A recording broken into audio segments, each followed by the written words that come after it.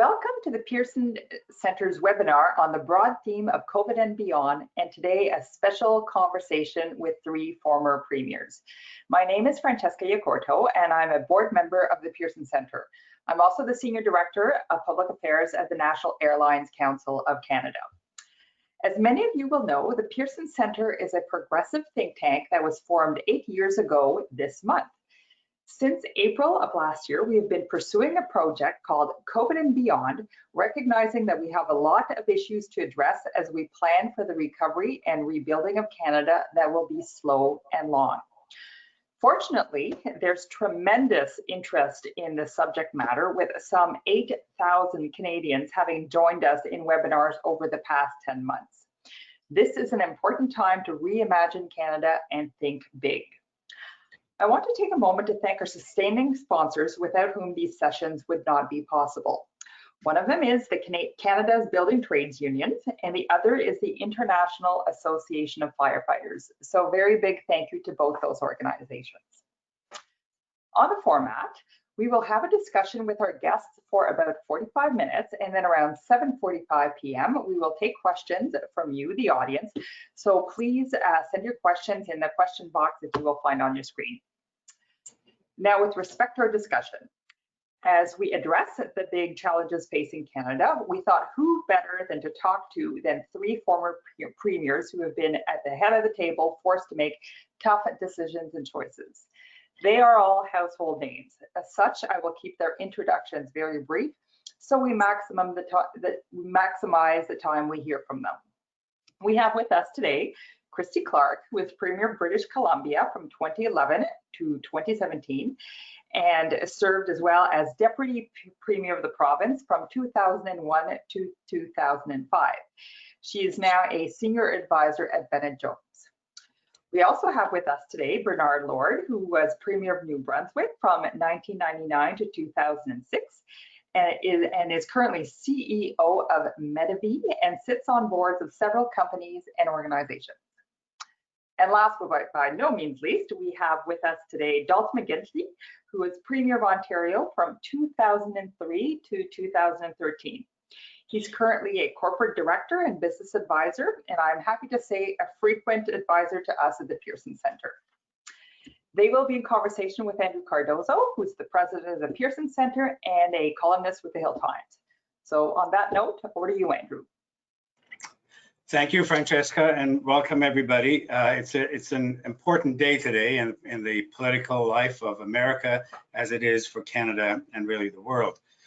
We'll be getting to those issues in a few minutes, but I do want to start by talking to our three guests, these three premiers who have been, as Francesca said, being at the head of the table, having to make important decisions. Let me start by just asking you about your lives since politics. Tell us about what you've been up to and how transition has been for you as you left politics and went into private life. And I'll start with you, Dalton McGuinty. Sure, thanks, Andrew. And first of all, let me say it's an honor to be with my colleagues. We had extraordinary opportunities in Canada to serve as premiers in our respective provinces, and not very many Canadians get to do that. And it was a joy to work with Bernard and with Christy, and it's great to see you again. You know, if I had to put two words to the transition, I'd put those two words as not easy. You know, you go from 100 calls a day to virtually none, and you have such an all-consuming job that you inevitably begin to identify with the job. But the fact is, you're not the job. So the problem is when you no longer have the job, you begin to question who you are, what you can do, so you got to reinvent yourself. My wife was delighted. She kept saying, we're going normal. And so we found a way forward and got into some other things, all of which are very enjoyable, fulfilling, philanthropic, and otherwise. But, you know, as somebody once said, the best day in the private sector just can't compare to the worst day in government. It's just such a wonderful opportunity and privilege and calling, frankly, to serve as the premier of your province. So it's a difficult transition, but I made it through. I'm on the other side and enjoying life now. Now, there's life. Good for you. Christy Clark, your thoughts. Well, similar to Dalton's, and by the way, Bernard, Dalton, it's nice to see you both. Nice to see you again. Yeah, it's been a while. I would say, it is a little bit, it's bumpy for sure. And I think, this whole thing about identity, men, we normally think of men in the workplace. We've talked about this for years. Men become identified with their jobs and women don't be, in this.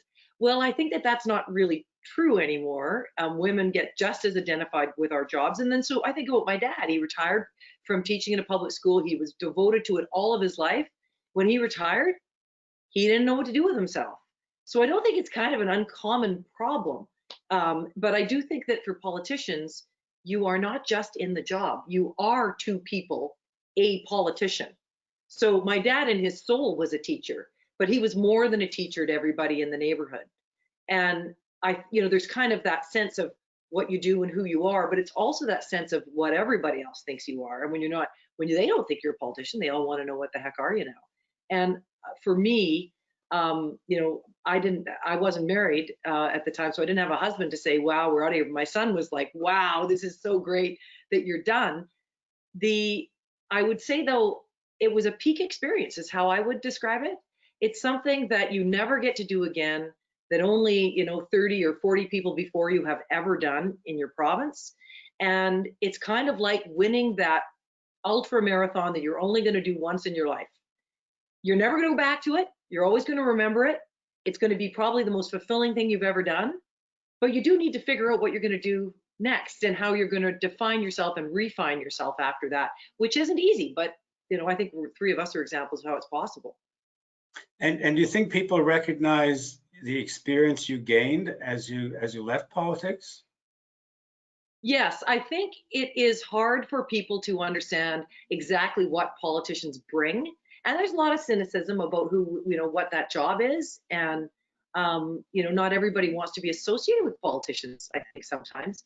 But I think particularly for premiers, they can look at our broad record and see what we achieved. And I think the thing that politicians bring outside of politics to any board table or business is an ability to do, to really figure out strategy both long-term and in a granular way, to set the steps up to get there and to help people figure out what all the pitfalls are along the way, which I think is increasingly important in this world where there's not just one bottom line anymore and where stakeholders will often change the dimensions and the direction of any outcome that you get.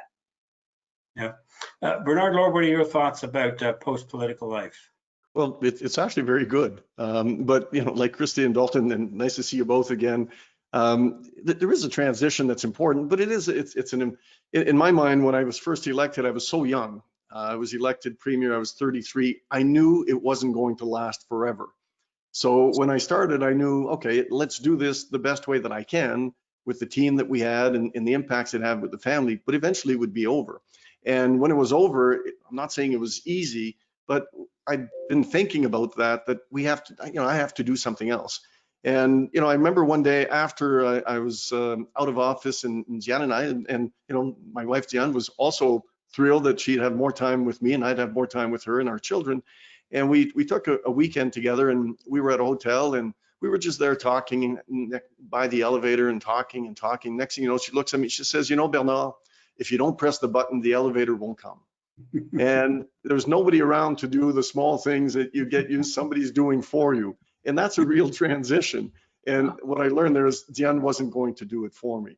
But the experience that you gain and the world that you live in when you're in office as premier, there's really, I agree with Christy and Dalton, nothing compares to that. The intensity, the energy, and the motivation that we all have to make things better. That's what brought us to public life, and the opportunities that we have make it so incredible. But then one day, you realize, okay, life moves on, the people move on, the elections move on, and you have to do something else. But the knowledge and the experience and the expertise that we all gain in office have become very valuable once we leave office. And now I'm the head of CEO of a company, Medavie Blue Cross. We're the largest Blue Cross provider in the country. It's very satisfying work, but I agree with Dalton and Chris, it doesn't quite compare to what I used to do, but you can't go back. It's not you, and you have to realize, you know, how fortunate we all were to be able to do it and to serve. It truly is an honor. But then you cherish the other aspects of life when now we have more time with our families, with our children, with our friends, and it's just a different life. And frankly, I've believed all along that I was really blessed to be given the opportunity, and life has been good to me ever since. Okay, and so you've all mastered the art of pressing the elevator button now. Yes, now I know how to do that. Bernard, let me start with you on the next question. As you reflect on your career, would you, with the ups and downs that politics has, would you recommend to young people that they get into politics? I would, but with certain conditions. You have to go into politics for the right reasons. And if people go in because they're seeking adulation and glamour and fame, don't go. It's not worth it. But if you want to get involved because you want to make a contribution, you want to make a significant, there's certain ideas that you want to bring to the table, or even ideals that you want to pursue, absolutely go do it, but you have to do it 100%. You know, often people come and ask me, and they're thinking of running for office, and I say, if you're going to do it, you have to do it with 100%. A bit like Joe Biden said today, 100% of your soul has to be in it. It's all consuming, but when you do it, it's so satisfying when you can bring about change and make things better for your community, your province, and your country. As we've all said, there's nothing that compares to that. But the one thing I would say, and I'm sure we probably all agree on this, political life is very different today than it was even 10 years ago or 20 years ago because of social media. Some of it is very good, some of it not so good. And it can be hard on individuals, it can be hard on families. I compare it a bit like a boxer. If you're a boxer in the ring, you expect to get hit. And when you're that boxer, you go in the ring and it's part of the sport. But when your family or your friends, your spouse or your children see you get hit in the ring, or your mother or your father see you get hit in the ring, it hurts them more than it hurts the person in the ring. And with social media, there are more hits now than before. So I would say to young people, if you have something to contribute, you have ideas that you want to promote, absolutely do it, but do it with eyes wide open. Yeah. Christy and Dalton, your thoughts about recommending to people that they get involved in politics? Well, I always encourage people, especially young women, to do it because, you know, there's a double barrier for women, I think, not just being young, but also being women, and just, you know, because of the stages of our lives develop differently from men. I would, you know, but I think that young people, especially now, Gen Z, should be getting into politics because we are facing, I just think we are facing some of the most difficult issues Canada is going to face as we come out of COVID. I mean, God knows this has been a terrible time, but when you look at our ability to be able to continue to support our healthcare system is diminishing every day. Well, our kids deserve to have a healthcare system there. And how is government going to look after that? And what I see governments what governments tend to do is govern for their own age group and the people that are older than them. And we really need a lot more young people in politics who are thinking about the world in a modern way, but also really thinking about what's going to be there for them and their kids. That isn't happening right now. And I know we're going to talk a little bit about what kind of fiscal situation Canada is going to be in, but you know, you look at the diminishment of our ability to support ourselves through a natural resource sector. You look at the terrible slowdown in the economy in so many traditional fronts with very little to replace it. And then you look at the impact that's going to have on our ability to provide social programs. We need young people with new ideas, with totally different ways, you know, approaches to things, but also with a completely different, much longer term perspective than the ones politicians, you know, I'm 55. I think, you know, we have enough 55-year-olds plus in politics. Let's get some young people with fresh thinking in there. So let me just pick up on what Christy's saying, because I agree with everything she said and with and Bernard's perspective as well. The fact of the matter is, given the pace of change, young people today have grown up in a different world than the one that we grew up in. And now we are presuming to make changes in that world. I think it's really important that young people be at the table, whether it's at a boardroom table, whether it's at the government table, They need to be in positions of influence because they better understand that world and they can help us better shape that world. The other thing that I would say, Andrew, is that, this notion of getting into politics, and I would definitely recommend that young people enter into politics. Most people, understandably, choose to lead quiet, comfortable, anonymous lives of convenience in the stands. And most people would say, why would I ever set foot in the arena? And you do that because, my dad was in politics before me. And oddly enough, when he was alive, I said, there is no way on God's earth I will ever set foot in the arena. But ultimately, I decided that I wanted to do that. And one of the things he told me was the ultimate reward of public service is found in the service itself. Yes, there are risks associated with political life. Yes, there are real challenges. Yes, it's a contact sport. But if you want to make a difference, and I think most people yearn to make a difference and to do more than simply occupy space and consume goods, but rather do something of enduring value during their 85 years. There are all kinds of ways to do that, but I still think politics is a wonderful way to make a contribution. Yeah. Okay, can I ask you to shift a little bit, talk about the rough and tumble of politics? So politics is a bit of a rough and tumble sport, but there's a cliche that things are just getting rougher and rougher all the time. Is that your observation? How do you think we can get away from that? So this is a discuss among yourselves question. Maybe we'll start with Christy and then the other two can join in. Well, as I watched Pence get in the car today and I saw him driving off and I thought, thank God that's over. Thank God that era of unkind war, 24-hour war is finished. And so I think that's going to have an impact hopefully on our political culture here. But I don't think we're going to get rid of the impact of social media, which has really fundamentally changed the way that we dialogue with one another. We do need to find ways for real dialogue, a real civil dialogue to unfold. And I think also, though, on the other side of it, we need to be a lot more tolerant of people whose views are different than ours. And so, Biden said today, not every disagreement has to end in total war. And I feel like we do live in an era where it's really hard. We put barriers in the way of communicating with one another because we demonize people immediately for disagreeing with us. And I always said to my son, you got to understand, for example, that not every Trump supporter agrees with everything he did. Like, you can't say that every Trump supporter is necessarily a sexist or a racist. Some of them just vote for him because they wanted lower taxes. But we got to take the time to talk to people, talk to each other, and then that's when we have a chance to persuade them. And I think that's a real challenge for us. Again, not necessarily a challenge that people in my age and above are going to be able to get our hands around because we didn't grow up in it. But I think that we have to be supportive of free speech in this country, free ideas at university, allowing people to say the things that are on their mind, and the courage to confront them in a civil way, to talk to them and persuade them about why they might be wrong. That's, I think, the basis of any great civil society. And I think it happens on both the left and the right of the political spectrum. Go ahead, Dalton. Thanks, Bernard.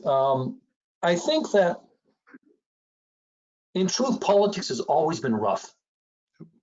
And you read about how politics was practiced in the 1800s or the early 1900s, and there's no less rough and tumble than there is today. I think what's happened today, and is maybe it's related to that old saying that I know my colleagues would be familiar with, which is laws are like sausages. The more you understand how they're made, the less respect you're going to have for them. And what we did was for all the right reasons, and I would not argue against this, but we introduced more transparency. We brought TV into our Houses of Parliament. And now we have the regular media, then it became 24/7 media, now it's all amped up with social media. So it gives us a chance to amplify and leverage the negatives in politics.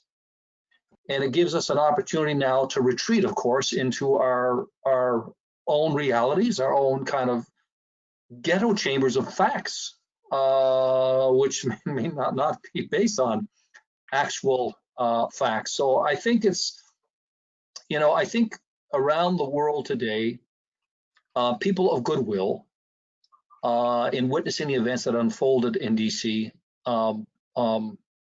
breathed in some fresh air. And I think remain hopeful. And I think, I remember something that George Shultz said just recently. He's 100 years old. He served under 3 Republican presidents. And he said, trust is the coin of the realm. When trust is in the room, whether it's the family room, the classroom, the boardroom, the union room, or the government room, then good things are going to happen. But if trust is not in the room, it's hard for good things to happen. It's all about trust. Everything else is details. And I think we're going to have to find a way to reconnect with trust and to understand that all good public policy, enduring public policy, is the end result of some compromise. Nobody gets there all their way. You've got to find a way to broker competing interests. It's compromise, but compromise has become a bad word, and it shouldn't be. And there are nuances, and to the point that Christy was making, not everybody that votes one way, like not everyone that voted for the 3 of us agreed with everything we did. And I know that for a fact because I know that my wife Diane does not agree with everything I did, and she said she voted for me. So there are nuances, and we can't lose that in public debate and discussion, that there are shades of gray, there are nuances. It can't all be all one or the other. The specific challenge of this era is the need to respond immediately. So something happens, you need to respond. Used to be 24 hours, then was cable news every hour. Now it's instant. Something happens, you have to be on Twitter, and you have to somehow explain large public debates in 140 character, and that becomes your position. And that favors simplistic views, and unfortunately, and it caters often to the extremes. So we have to find ways to use those tools to favor transparency, accountability, and discussion, while at the same time realizing that some of the challenges we face are nuanced, and it's not all black, it's not all white, it's not all up or down, and we need to be able to have a discussion. Most of us, when we were in our legislatures, you'd look across the aisle, you disagree with them, and yes, it was rough at times, and for some of us, it's one of the reasons why we also enjoy, we're public life. We didn't just take the hits, we gave the hits. I heard Christy get some pretty good hits across the aisle, and I know Dalton did as well. We all do. We enjoy that part of it, so we have to temper our own nature at times. But I'd look across the aisle and I'd realize, of the couple dozen that were there, I'd agree with them on mostly, not everything, but a lot of things you would agree. But when you get to the debate where you have to show contrast, then we highlight where we disagree. And as long as we understand that's a process to bring better ideas, it doesn't represent that there's a great division in the country. And that's really the art of the possible that comes from public life. Right, and it's hard. I would argue that the circumstances that obtain today discriminate against thoughtfulness, right? It's very hard to get a thoughtful, positive message out. It's a big challenge, and we have, this whole notion of clickbait and editors watching what people are clicking on. Now, people will tell you, we hate that when you politicians, call each other names and you get personal and you get into partisan bickering, but a lot of people click on that stuff. I recall what the head of, I don't know whether it was NBC said when Trump was elected, he said, bad news for America, great news for NBC. Yeah. And the personal part of it for women is a little bit different too, because I can remember the stories about what my hair looked like, how much weight I'd gained, what kind of shoes I was wearing. It was really hard to actually talk about it. It was hard to talk about the development of a natural gas industry in British Columbia for export when there's only so much time in the day for the news guys to devote to it. And someone in my son's life came across a picture of me that is being used to promote clickbait pornography on Pornhub. And you think, well, how is, like I'm the only woman ever elected twice in Canada, and here I am being used to sell, my image is being used to sell porn. I feel like for women, there is a whole different kind of level of personalization that happens that I think we feel is really scary, because nobody wants those kinds of outcomes, and it's just getting more and more, I guess, entrenched in the discussion for at least my half of the population.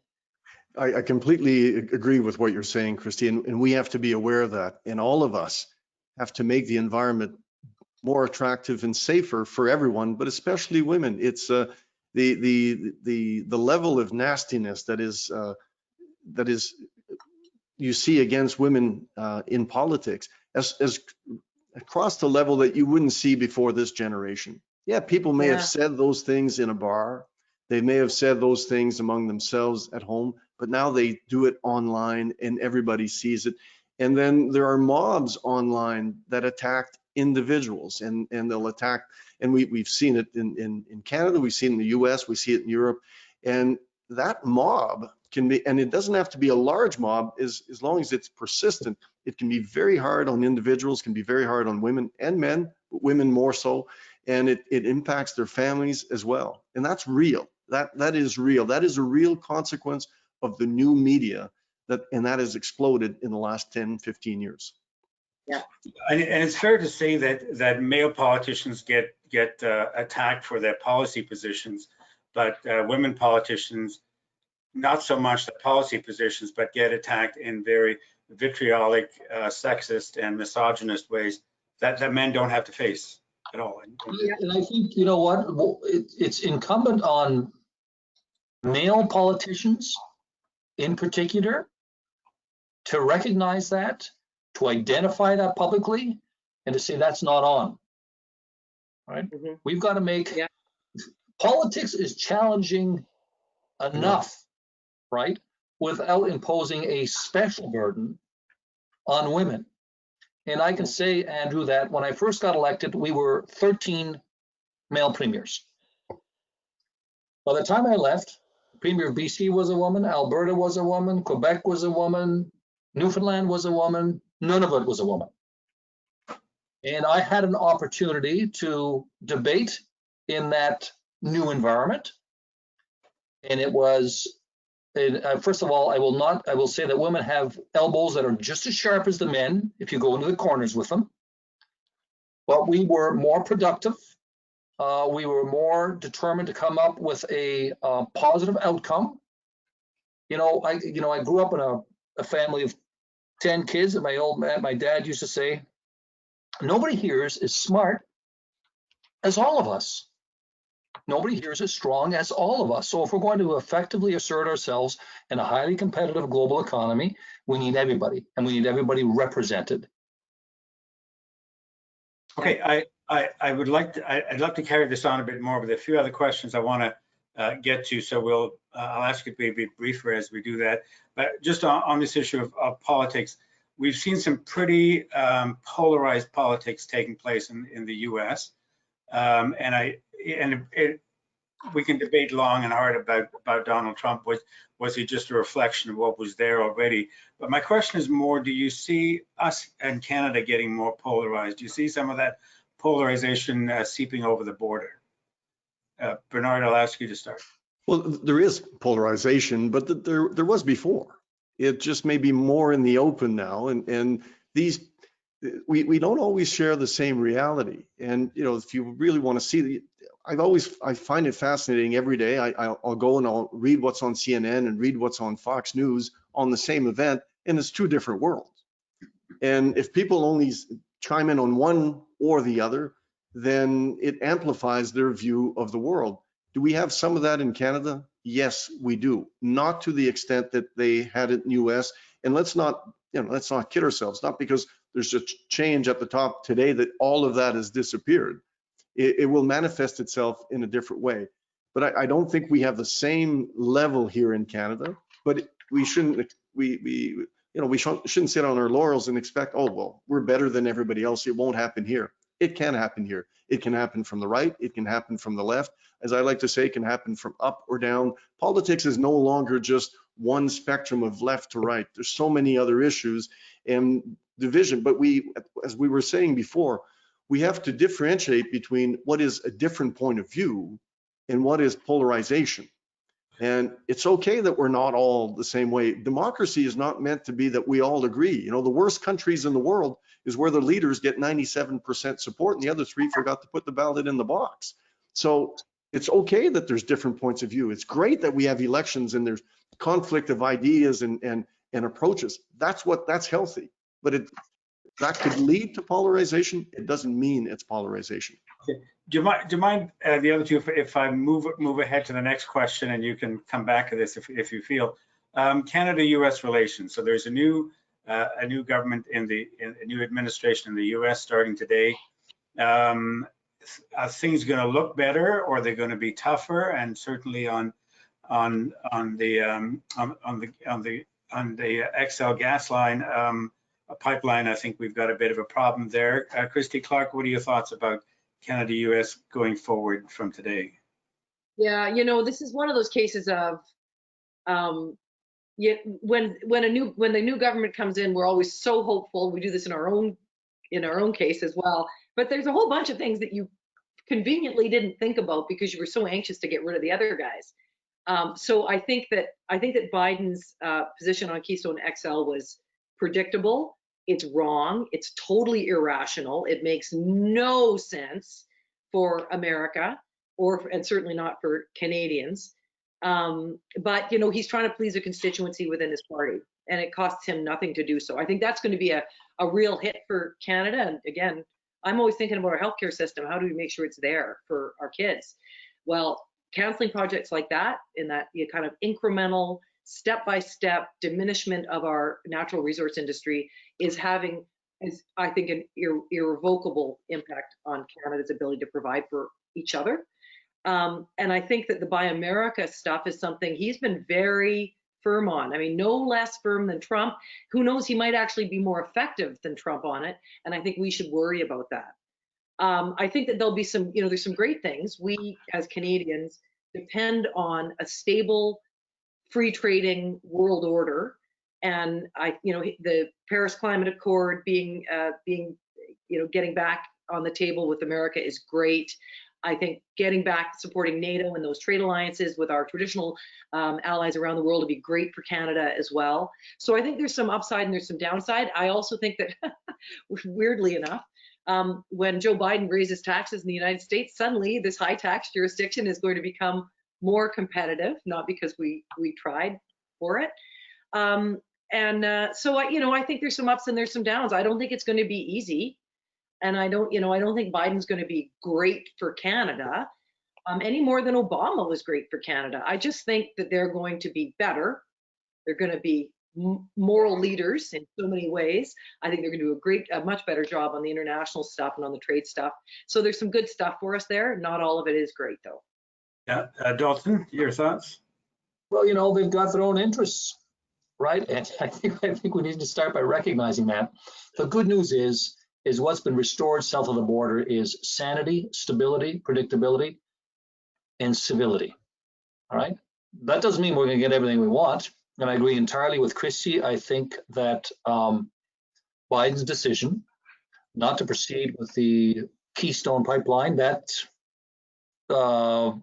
is too closely identified with the environmental movement for him to have gone ahead with it.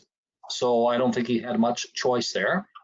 There is going to be a bit of a green wave, and I think we should be looking to do what we can to sell clean energy to the U.S. I think we should be looking to see what we can do to support our clean tech industries, green tech industries. I think we should be looking to see if we can build those car batteries here, in addition to being parts of the auto manufacturing industry. So there are going to be some ways for us to climb on to some new opportunities there. But I would bring it down to, I would say we have 3 priorities when it comes to this new administration: relationships, relationships. And those premiers themselves have responsibility, would argue, to establish ongoing relationships with their counterparts on the other side of the border. So we remind them just how important we are to each other. And in Canada, we can't forget that we run a store. 75% of the products that we sell are sold to one customer. So we've got to make sure we are constantly investing in the quality of that relationship. And the last point I'll make is, again, one that was raised by Christy, but I think it's worth reinforcing. When the U.S. is MIA in the international sphere, that represents a tremendous risk to all of us. So we need them back. We're not going to agree with everything they do, but by and large, they will exercise a positive influence for good. Yeah. Thanks, Bernard. Your thoughts about Canada-US? Yeah, I'll be very quick because I agree with what Dalton and Christy have said. But if there's one positive from today is really on the international stage, that we have our traditional ally, hopefully will be acting like our traditional ally has in the last 100 years. And that provides stability. And we are together on a certain view of the world in terms of freedom for individuals, in terms of free trade as well. There's alignment, and there was alignment before, and it was disrupted for 4 years. So having a new administration that will want to, again, promote those ideals around the world and be a partner with Canada and our other allies is very good for Canada. But they have their own interests. And when it comes to bilateral discussions, they will defend their interests, not ours. And so while we wanted to, most Canadians are very happy today to see Trump go to Florida, it doesn't mean that the Biden administration suddenly is going to be the best for Canada. They want to do what's right for the US, and the president has his own political constituencies to satisfy. And today was an example. It was a symbol to do it on the first day. That is, we know what this is. This is a political symbol to part of his base that he will be with them. And that means it could mean hardship for Canada if the pipeline isn't built. That's reality. And you don't always get what you want. And hopefully, in terms of building relationships, we know that it's important to have multiple points of contact between Canada and the US. It can't just be the Prime Minister and the President. It has to be all other layers of elected officials and business and social people as well. So we have multiple points of contact. They are our closest allies and our biggest customer. Okay, great point. Let me take that a bit further now and ask you all about the economy. What are your thoughts about rebuilding the economy? Where do we start? Bernard, I'll start with you. You've obviously run government and you spent some time in the private sector in recent years. What are your thoughts about all levels of government, private sector? What do we need to do? Well, the first thing is the economy has received a hit because of COVID, and we haven't hit peak COVID yet. So the pandemic didn't end when we changed the calendar. It doesn't end because there's a change of president in the United States, and there will be some lingering impacts. And I am concerned with the level of debt, and I appreciate why governments decided to put in place the programs. I support most of them. But at the same time, we have to recognize there will be a day of reckoning for all this debt, even though interest rates are low and so on. And that will it will put a drag on the economy. I'm concerned that some elected officials may decide that the only way to deal with this is to raise taxes and create an environment where we don't have investment.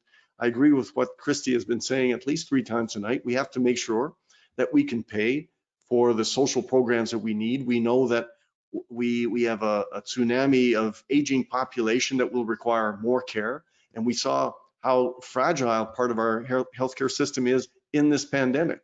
So it'll be important to not simply go back to the old solutions. But the other thing I will say, and I'll be as brief as I can, is not all parts of the economy were hurt because of the pandemic. Some parts of the economy actually flourish. I take our own business. We have 7,500 employees in 9 provinces. And all the employees that can work from home are working from home, and they love it.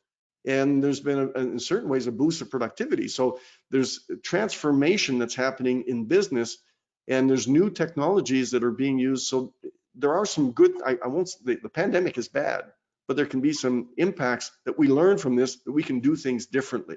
And I think we will need to innovate and keep educating our people, build the right infrastructure, but we need to maintain an economic and fiscal environment that increases investment and encourages people to work.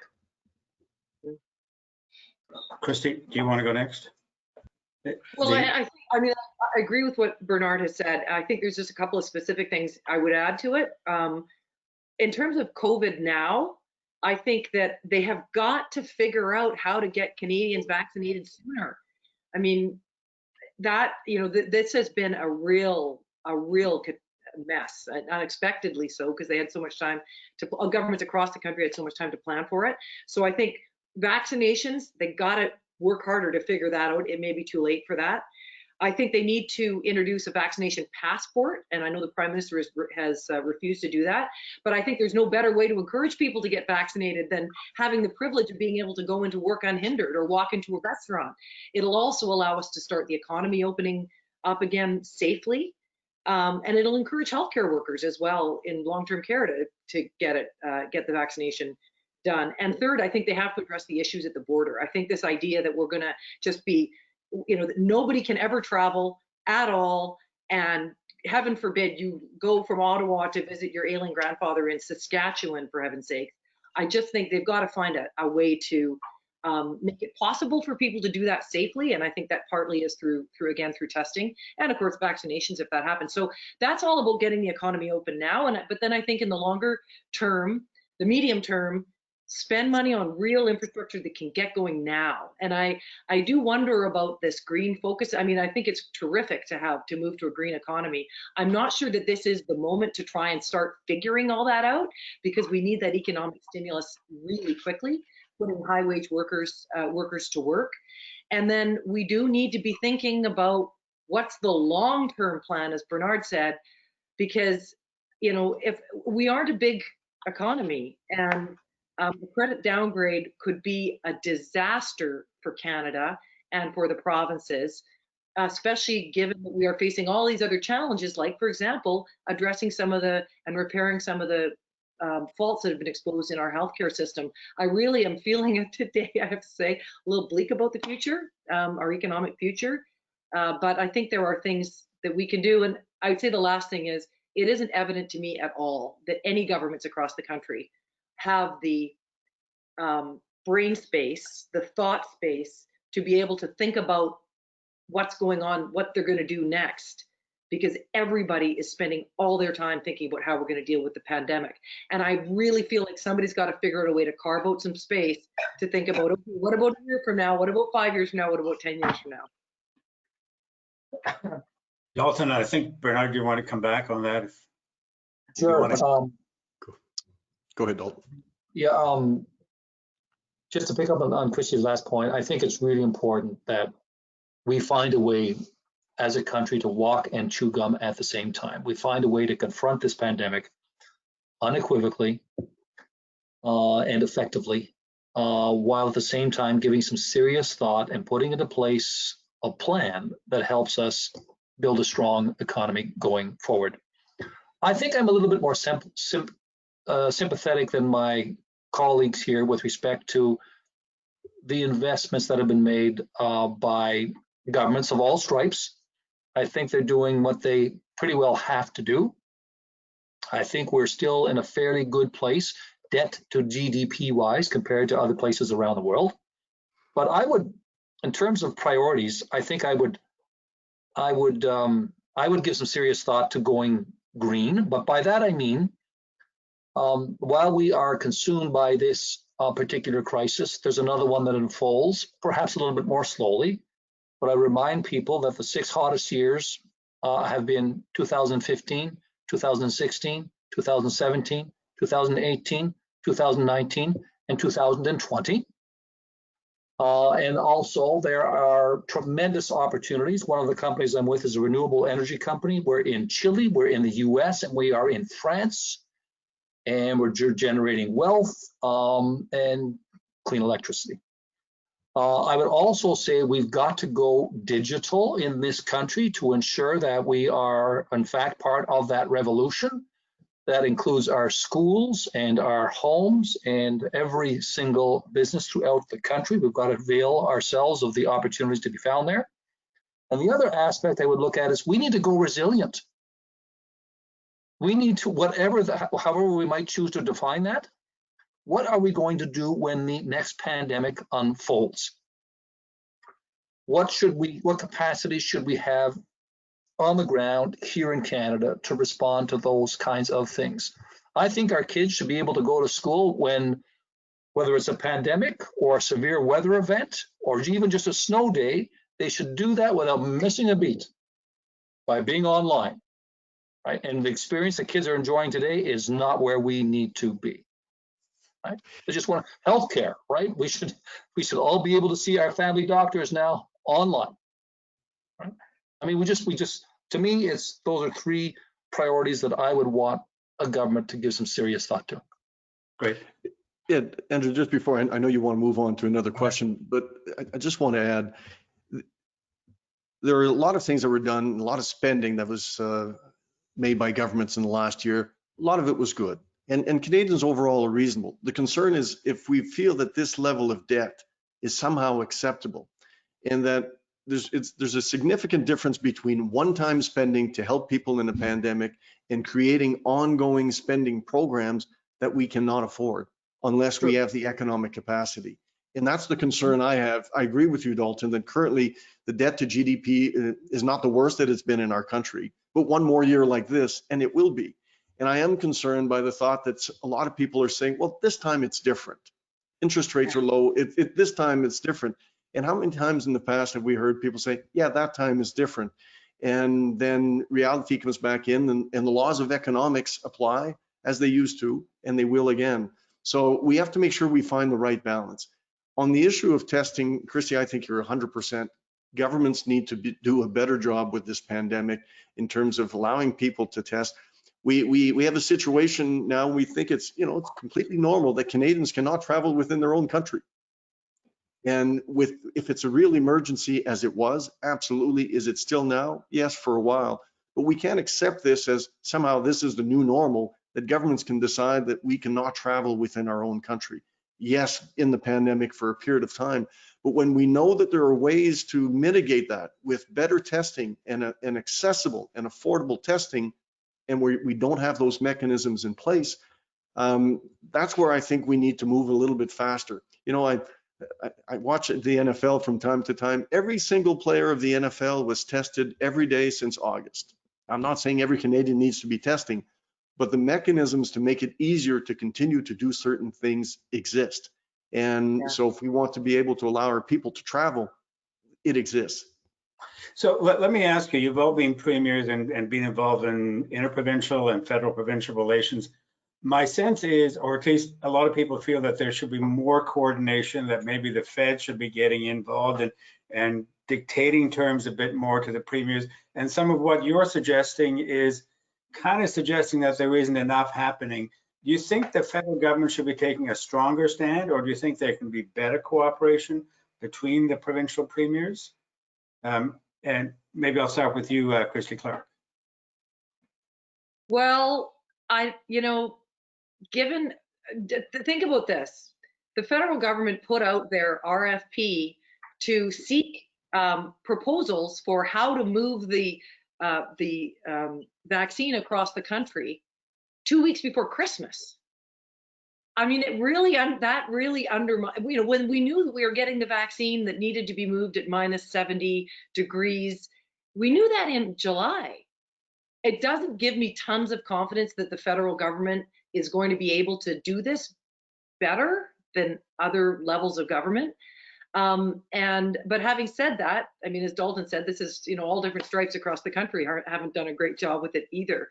I do think that there is lots of room for provinces to collaborate around, with the federal government, but really to collaborate around how we're going to make sure that seniors' care is improved and made safe across the country. I think we certainly should have learned that by now. I think there's room for a national public health agency that could operate in provinces. And by the way, the National Public Health Agency is something that was recommended after the SARS outbreak that particularly affected Toronto, but also Vancouver. all of these solutions were proposed in that, and I think 2004, and almost none of them were acted on. If I could wave a magic wand, I would get rid of Health Canada altogether. It's not a federal responsibility. Give all that money to the provinces and to a national public health agency that will coordinate the things that need to tie us together, but allow provinces to be able to innovate and have the freedom, untie their hands to be able to come up with unique solutions, province by province. If I can add, I also think we need to realize that there is a role for the private sector in helping governments deal with healthcare. The company I run, Medavie Blue Cross, is a health company. It's a private company. We are not for profit, but we're there to support governments, to support employers, to support individuals in getting better care. And there's all sorts of innovation that has been, and we've adopted some of it. You know, Dalton, you just mentioned virtual physician. That existed before the pandemic. But the way the structure in Canada was, we were slow to adopt, while there's other parts of the world, more than 50% of physician visits pre-pandemic were virtual visits, while in Canada was less than 1%. So when we talk about innovation, it's innovation not just in getting the next gadget or the iPhone 217, it's how do we innovate even in healthcare, in education, and looking at old problems and bringing new solutions and new way of thinking. It's been a hard time for governments. Let's start with that. You know, a pandemic is hard, and all of us, if we were in office today, we know that it would be a tough challenge. And Canadians are very reasonable. They were very supportive of governments. They will continue to be. But if we continue to see, if we see that there's a difficulty in rolling out vaccines in 2021, that there's no testing, if we were hoping that this will simply go away, as President Trump said, it won't. So we have to find how we're going to deal and continue to live with this virus for as long as it's here. And that means vaccination, testing, and finding better ways to collaborate among different jurisdictions. Dalton? I think that, you know, if we stick to healthcare for a moment, if the federal government seeks to impose or intrude or intervene in some way, I'm trying to be as positive as I can here, they're going to have to buy their way in, because they're not paying their fair share with respect to funding healthcare across the country. I think that is generally understood. And premiers, I don't know where they're at right now, but it's nowhere near where it should be. And I think, you know, premiers, when they go to bed at night, they hear the steady march of boomers moving their way into healthcare, expensive healthcare. And we want to be able to meet that need. Okay. And I think the feds are going to have to be there if they want to get our attention otherwise. Okay, perfect segue to the first question I want to ask you from the audience.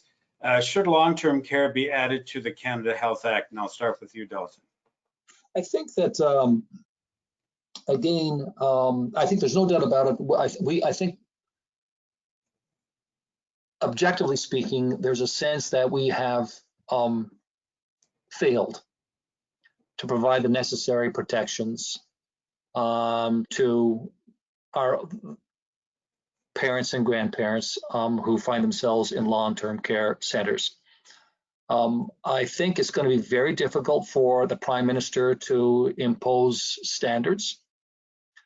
It's one thing to provide funding.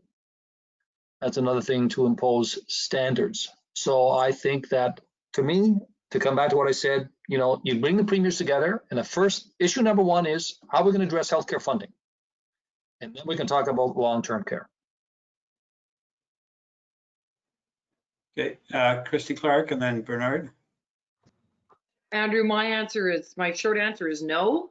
My long explanation of that is that the Canada Health Act has already become a constraint on provinces' ability to be able to deliver quality health care. So the Canada Health Act is one of those things that, you know, people think is going to work, except that when you have a standard setting organization that doesn't deliver any programs across the country and spends a whole lot of money trying to figure out how to enforce standards, all they're doing is stifling innovation.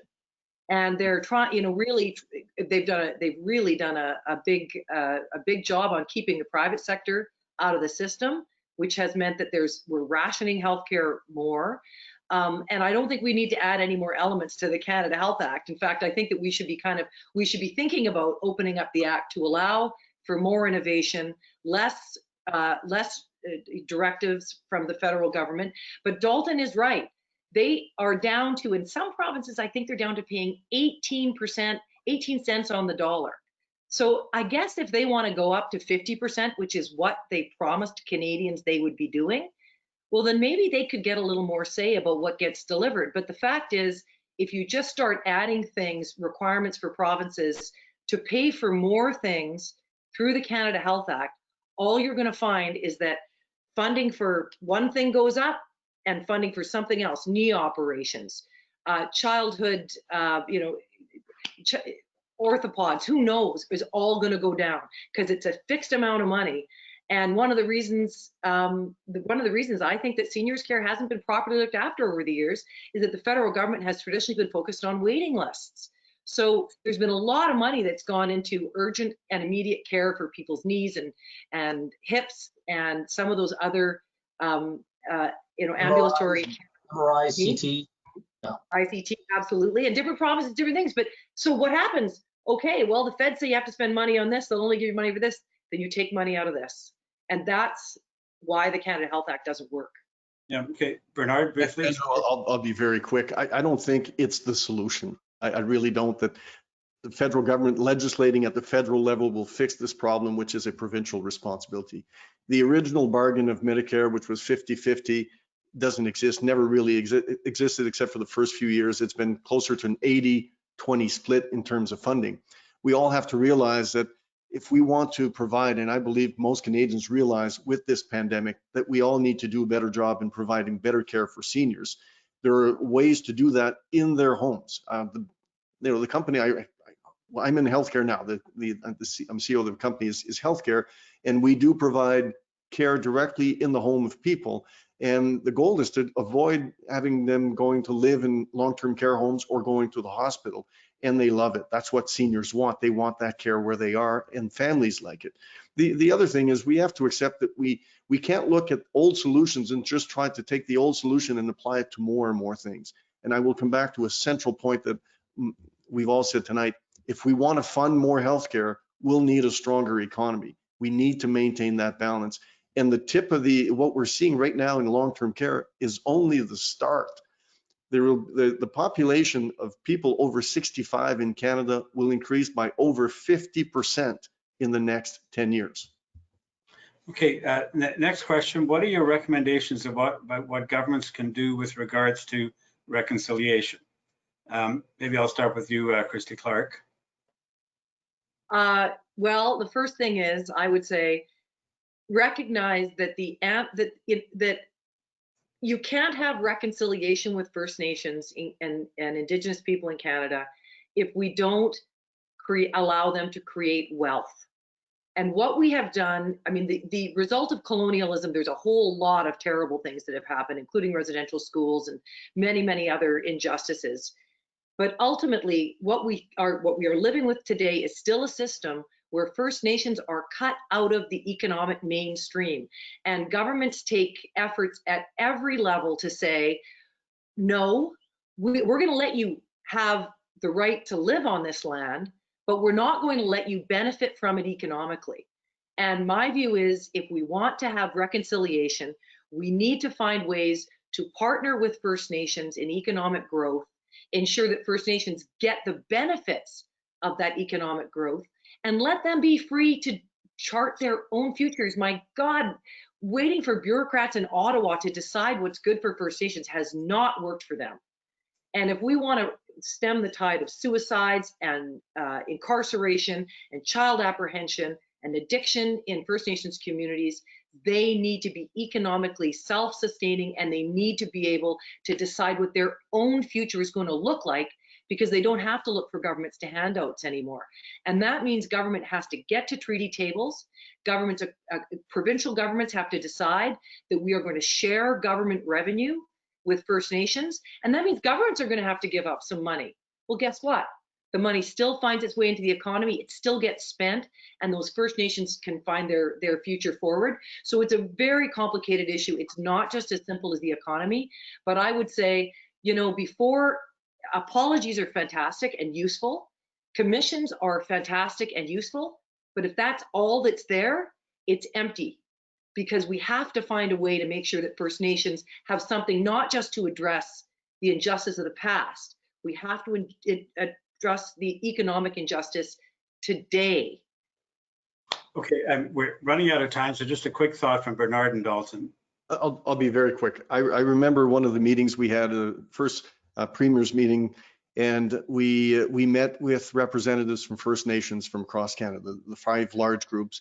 And there was one stat that they shared with us that really stayed with me at that moment. And there's a United Nations Development Index, and for years and years, Canada was always in the top 3. And in fact, that year, I think Canada was number 1.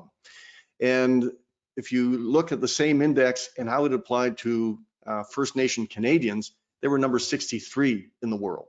That is quite a disparity, and it drove home to me the need that there's all sorts of elements that need to be improved, but it can't be the central government, the national government, or even provincial trying to impose these solutions on First Nations. We have to be there to support their efforts. And a lot of things that what Christy said, I agree with. We have to work with them. We have to listen to them, and it can't be imposed. It can't be top down. That we're trying to reverse history. We have to build a better future with them and for all of us. And thank you, Bernard. I'm sorry, Dalton.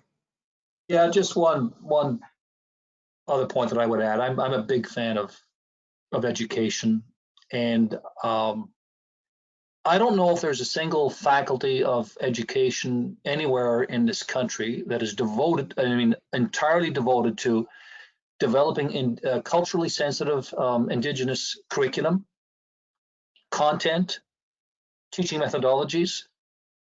That's where I would begin. I would begin with young people and ensuring that we are making the appropriate levels of investment, of developing them in a way that helps them lead happy, fulfilled lives. And I don't think we've ever taken that on. And the feds clearly have that responsibility for Indigenous communities. And I think it's time to pick that up, and somebody should run with that. Okay, well, thank you for this. In closing, I want each of you to take about a half a minute and just give your thoughts to people about the pandemic. I think we're all at a point of real fatigue with the pandemic. We've got to live with it. It's going to be a long time yet. You as leaders, how do you encourage people to carry on putting up with this? What are your messages to Canadians? And Bernard, I'll start with you. Well, thank you, Andrew, and thank you for having me tonight. It's been a real pleasure to be on this panel with Dalton and Christy. My quick message would be we all need to adapt. And I think Dalton used the word resiliency. Canadians have shown a lot of resiliency. I think a lot of us were hoping it'd be over by now. Unfortunately, it's not. And so the simple message is care for people around you. Take care, and that's whether it's at home or in the workplace or even in your community. There's some people that are hurting, and we need to reach out to them and support them in this pandemic. A lot of people are alone, while respecting, of course, all the restrictions on movement and social distancing, but using all the tools that are available to support each other. It really comes down to the fundamental of being individuals and human and helping ourselves with humanity through this pandemic. Thank you, Dalton. Well, that's a lovely sentiment. I fully support that. And there's an old expression, people are like tea. You never know how strong they are until you put them in hot water. We're all in hot water. It's been a very long time since, as a collective, as a nation, we've been in hot water. When was the last time we had to confront a common enemy on Canadian soil? I think the last traumatic experience we had was 9/11, and we only experienced that vicariously. So, and I love what Bernard said. I think when it comes to, people being like team strong, how do we demonstrate that strength? I think with our Canadian values, by looking out for each other, by supporting each other, by acting responsibly in the face of the pandemic and doing what we have to do to limit its spread. And that's, you know, I understand that fatigue is setting in, but we're going to be in this for some time. I think it's important that we dig deep into who we are, what made us who we are, and to look out for each other. It's the only way to get through this thing. Yeah. Christy Clark? Well, I agree with both Dalton and Bernard. They bring a lot of wisdom to this. I would just only add, wear a mask, wash your hands, and be gentle with your neighbors. You know, some people are not doing this all right, and I feel like throwing judgment at them is probably not the best way to try and get people to behave better. But, you know, we are going to get through this by giving to others as we get through everything. Selflessness is such an important part of creating resiliency. And so make a meal for a neighbor, take someone who's in quarantine's dog for a walk, phone your great aunt who's alone and stuck in a care home, reach out as much as you can, do those small things. And remember, really, I mean, it's great for them, but boy, being selfless and helping others is going to get you through it. Thank you. Thank you, all three of you, very much. I just want to remind our audience that our next webinar is on February the 16th at 1 p.m. on the theme of energy affordability. We'll be talking about some of the issues we touched on today. We'll have representatives from natural gas, electricity, fuels, and nuclear energy, as well as a couple of members of Parliament to talk about that. Premier Dalton McGuinty, Premier Christy Clark, Premier Bernard Lohr, thank you very much for your time this evening. Thank you for serving Canadians in various ways as you did when you were in public office and as you continue to do that. And thank you for taking the time today to share your thoughts on a series of very important issues to all of us. Stay well and wash your hands regularly, as Premier Clark just told us. Very good. Thank you, Pearson. Good night. Thanks, everybody. Appreciate it.